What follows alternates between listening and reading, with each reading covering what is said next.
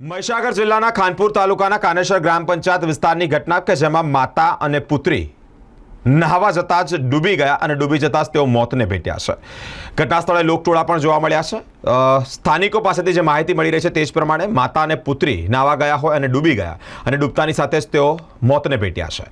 ગ્રામજનોએ પ્રશાસનને જાણ કરી છે।